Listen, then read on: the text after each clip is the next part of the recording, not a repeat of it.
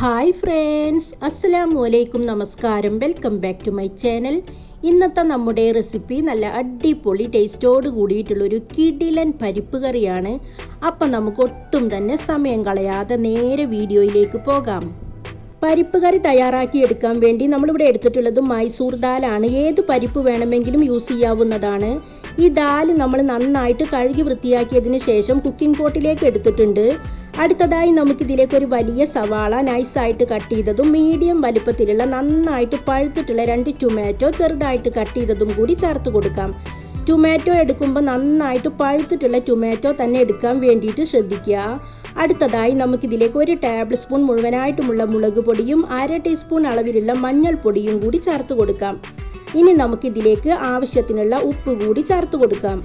ഇനി നമുക്ക് പരിപ്പ് കുക്കാകാൻ വേണ്ട വെള്ളവും കൂടി ചേർത്ത് കൊടുക്കാം. ഒരുപാട് വെള്ളം ഒഴിച്ചു കൊടുക്കേണ്ട ഒരാവശ്യവുമില്ല. ഈ ചേരുവകളെല്ലാം മുങ്ങിക്കിടക്കാൻ വിധത്തിലുള്ള വെള്ളം മാത്രം ഒഴിച്ചു കൊടുത്താൽ മതി. വെള്ളവും കൂടി ചേർത്ത് കൊടുത്തതിന് ശേഷം നമുക്കിതെല്ലാം കൂടി ആദ്യം നന്നായിട്ടൊന്ന് മിക്സ് ചെയ്ത് കൊടുക്കാം. എല്ലാം കൂടി നന്നായിട്ട് മിക്സ് ചെയ്ത് കൊടുത്തതിന് ശേഷം നമുക്ക് ഈ കുക്കിംഗ് പോട്ട് പകുതി അടച്ചു വെച്ച് മീഡിയം ഫ്ലെയിമിൽ വെച്ച് കൊടുക്കാം. നമ്മുടെ പരിപ്പൊന്ന് കുക്കായിട്ട് വരണം. പരിപ്പ് കുക്കാകുന്ന സമയം കൊണ്ട് ഇതിലേക്കുള്ള അരപ്പ് നമുക്ക് തയ്യാറാക്കി എടുക്കാം. അതിനു വേണ്ടി 1 മുറി തേങ്ങ ചിരവിയതും 5-6 ചെറിയ ഉള്ളിയും കൂടിയാണ് നമ്മളിവിടെ എടുത്തിട്ടുള്ളത്. ഇതിലേക്ക് നമുക്ക് 1 ടീസ്പൂൺ മുഴുവനായിട്ടുമുള്ള ചെറിയ ജീരകം കൂടി ചേർത്ത് കൊടുക്കാം. ഇനി നമുക്ക് ഈ ചേരുവകളെല്ലാം കൂടി മിക്സി ജാറിലേക്ക് ഇട്ട് കൊടുക്കാം. അതിനുശേഷം നമുക്കിതിലേക്ക് 1 ഗ്ലാസ് അളവിലുള്ള വെള്ളം കൂടി ചേർത്ത് കൊടുക്കാം. വെള്ളം കൂടി ചേർത്ത് കൊടുത്ത് നമുക്ക് മിക്സി ജാർ അടച്ചു വെച്ച് നല്ല ഫൈനായിട്ട് ഇതൊന്ന് അരച്ചെടുക്കാം. പരിപ്പ് നമ്മൾ കുക്കാകാൻ വേണ്ടി വെച്ചിട്ട് ഏകദേശം ഒരു 4 മിനിറ്റോളം ആയിട്ടുണ്ട്. മൈസൂർ ദാൽ ആയതുകൊണ്ട് തന്നെ പെട്ടെന്ന് കുക്കായിട്ട് വരും. പരിപ്പ് ആവശ്യത്തിന് മാത്രമേ കുക്കായിട്ട് വന്നിട്ടുള്ളൂ. ഓവർ കുക്ക് ആവാതെ ശ്രദ്ധിക്കണം. ഉടഞ്ഞു പോവാതെ നമ്മൾ ശ്രദ്ധിക്കുക. ഇനി നമുക്ക് അരപ്പ് മുഴുവനായിട്ടും ഇതിലേക്ക് ഒഴിച്ചു കൊടുക്കാം. അരപ്പ് മുഴുവനായിട്ടും ഒഴിച്ചു കൊടുത്തതിന് ശേഷം നമുക്ക് ഇതെല്ലാം കൂടി നന്നായിട്ടൊന്ന് മിക്സ് ചെയ്ത് കൊടുക്കാം. ഇനി നമ്മുടെ പരിപ്പ് കറി ഒന്ന് നന്നായിട്ട് തിളച്ച് വരണം. ഇപ്പൊ നമ്മുടെ കറി നന്നായിട്ട് തിളച്ച് വന്നിട്ടുണ്ട്. ഇനി നമുക്ക് ഈ കറി മാറ്റി വെച്ച് മറ്റൊരു പാത്രം ഒന്ന് ചൂടാക്കിയെടുക്കാം.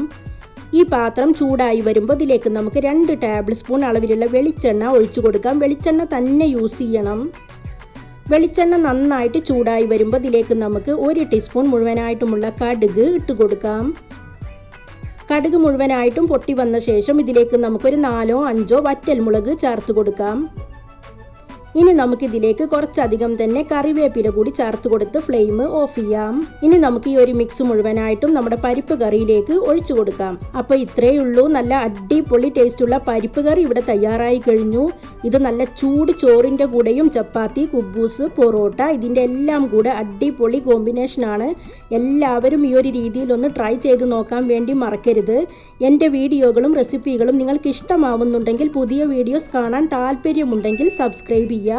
ഇൻഷാ അല്ലാ വീണ്ടും പുതിയൊരു വീഡിയോയിലൂടെ കാണാം. Bye bye.